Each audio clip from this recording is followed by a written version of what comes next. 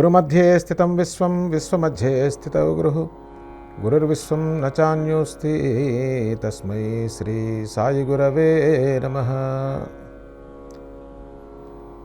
జీవన సత్యం సాయితత్వం కార్యక్రమానికి సాయి భక్తులందరికీ కూడా స్వాగతం.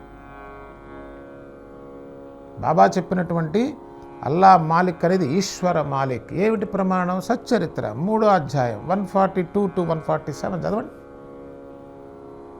ఈశ్వరుడిచే నియమించబడింది.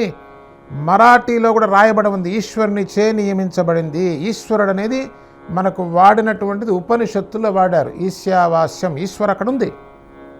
ఆ ఈశ్వరుడు ఎవరుట? సర్వాంతర్యామి.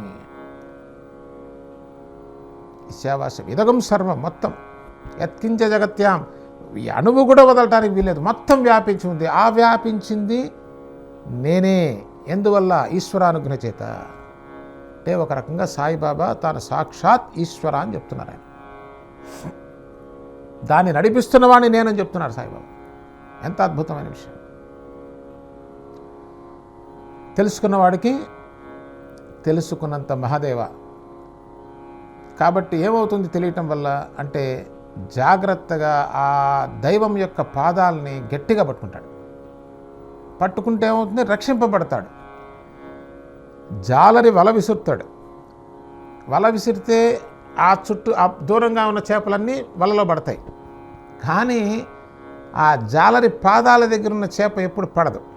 అట్లాగే సద్గురువు యొక్క పాదాల దగ్గర ఉన్నటువంటి భక్తుడికి ఈ మాయ అనేటువంటి వల ఎప్పటికీ పడదు. కాబట్టి మనం చేయాల్సిన పని ఏంటో మనకు అర్థమైంది. దానిలో క్లియర్గా చెప్తున్నారు. ఆ 142, 148లో బాబా చెప్తుంది ఏంటంటే, ఎవరైతే నిత్యము నా మీద పరిపూర్ణమైనటువంటి భక్తి శ్రద్ధలు కలిగి ఉంటారో, నా మీద భక్తి విశ్వాసాలు కలిగి ఉంటారో, వాళ్ళ జోలికి మాయ రాదు. అక్కడ నేను అంటే గుర్తుపెట్టుకోండి, ఆ కఫనీధారి అని కాదండి, జ్ఞానము అని. మనకు అర్థం కావటం కోసం మొదట్లోని జ్ఞానం అంటే ఏమిటో తెలియదు కాబట్టి మనకి అది అర్థం కావటం కోసమే బాబా భౌతిక దేహంతో వచ్చింది. ఈ యుగంలో వచ్చినటువంటి అవతారం ఎవరంటే షిరిడి సాయిబాబా. అందులో ఏమీ సందేహం లేదు. అది నేను చెప్పట్లా, మహాత్ములంతా చెప్పినటువంటి విషయం. నడయాడేటువంటి సాక్షాత్ భగవత్ స్వరూపం సాయిబాబా. కాబట్టి ఎప్పుడైతే నీవు ఆ భగవత్ స్వరూపాన్ని నన్నే ధ్యానించమని చెప్పారు సాయిబాబా.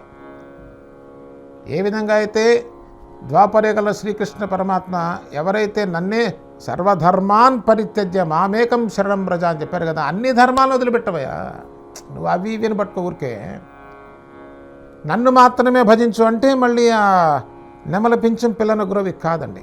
మరి నెమలి పింఛం పిల్లన గురవి ఒక కాలంలో అదృశ్యం అయిపోయింది కదా. మరి ఇప్పుడు కృష్ణ భగవాన్ని పూజించిన వాళ్ళంతా రక్షిస్తుంది ఎవరు? జ్ఞానమునకు చావు లేదు. దీనికి ప్రమాణం మన ఉపనిషత్తులు. ఉపనిషత్తులో మనకి వేదాంతంలో చెప్తారండి ఖచ్చితంగా. 4 మహావాక్యాల్లో ఒక మహావాక్యం ప్రజ్ఞానం బ్రహ్మ. దైవం అంటే ఏమిటి, దైవం అంటే ఏమిటి, ఓ కింద మీద అయిపోతున్నావు. క్లియర్గా చెప్పారా? చెప్పేది ఇంటే అయిపోయా, అంత కష్టం అక్కర్లా. ఇప్పుడు సాయిబాబా భగవంతుడని చెప్తున్నాం కదా, కృష్ణ పరమాత్మ భగవంతుడని చెప్తున్నాం కదా, మరొకటి భగవంతుడని చెప్తాం కదా. ఏమిటి అసలు భగవంతుడు అంటే? ఇన్నట్టా అవుతే భగవంతుడు అనే ప్రశ్న వస్తుంది కదా. వేరే వాళ్ళు తెలియక అడుగుతున్నారు కదా, చెప్తే వినరు. కానీ ఊరికే ప్రశ్న వరకే చెప్తున్నా మిత్రమా.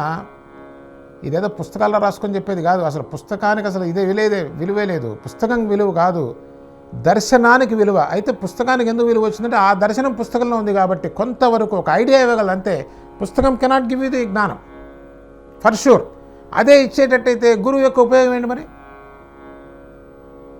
మరి ఏం చెప్తున్నదంటే, ఒక ఋషులు దర్శించింది ఏమిటంటే, నాయన భగవంతుడు అంటే ఎవరు అంటే నేను దాటించేవాడు, నీ కష్టాలు మొత్తం దగ్ధం చేసేవాడు, ఆనందదాయకుడు ఎవరు అంటే ప్రజ్ఞానం బ్రహ్మ, అంతే. ఇది అర్థం కాలేదండి. వెంకటేశ్వర దగ్గర శ్రీశైలం కాశీ షిరిడి పో, మళ్ళీ కొట్టుకొని చావకండి. ఇది వచ్చిన వాళ్ళ పోయి అట్లుండరు.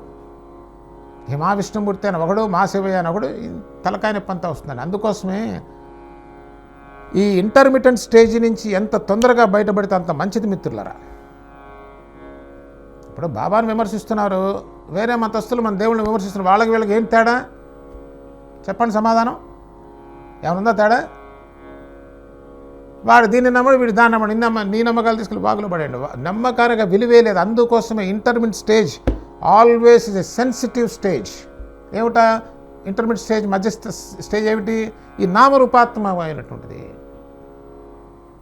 ఒకళ్ళు వెంకటేశ్వర స్వామిని, ఒకళ్ళు విష్ణుమూర్తిని, ఒకళ్ళు శివుడని, ఒకళ్ళు సాయిబాబా అని, ఒకళ్ళు అమ్మవారని. This is intermediate stage. మరిన్ని వివరాలు వచ్చే కార్యక్రమంలో తెలుసుకుందాం. సద్గురు సాయినాథ్ మహారాజ్.